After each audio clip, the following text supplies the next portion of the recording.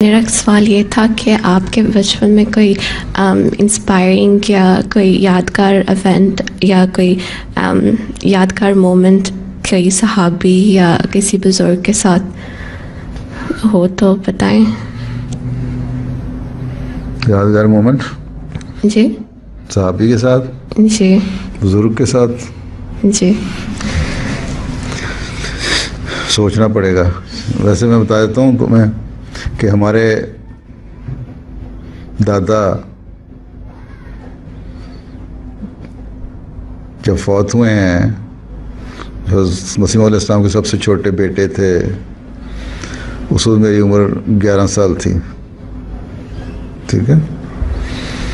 और उससे पहले एक दफ़ा वो मुझे 2 साल पहले हज़रत खलीफत मसीह सानी के को मिलने जाना था, उन्होंने मुझे साथ ले गए, ठीक। और जब साथ ले गए तो ये नहीं कि उन खलीफत मसीह सानी के वो छोटे भाई थे ना, ये नहीं कि घर में अंदर चले गए एकदम। वो बाहर खड़े रहे, मुझे भेजा, जाओ बताओ कि मैं मिलना चाहता हूँ। मैं ऊपर गया हूँ, फिर जाके मैंने छोटी आपा की ड्यूटी थी उनको बताया।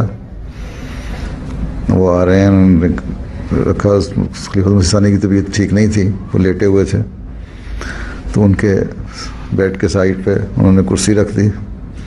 फिर मैं नीचे आया, ऊपर से वो उनको अपने हज़रत मिर्ज़ा शरीफ अहमद साहब ऊपर लेके गया।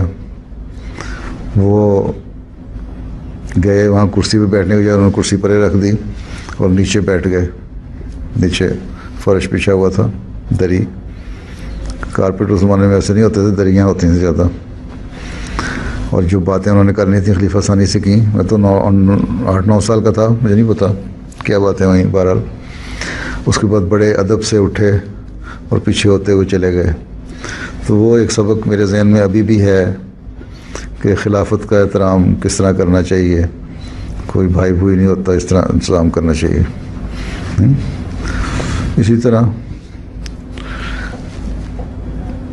बाज़ बुज़ुर्गों की बातें होती हैं जो हमेशा याद रहती हैं। उस वक्त से, बचपन से मेरे जहन में ये वाक़या याद है, और ये याद है खिलाफत का एहतराम करना है।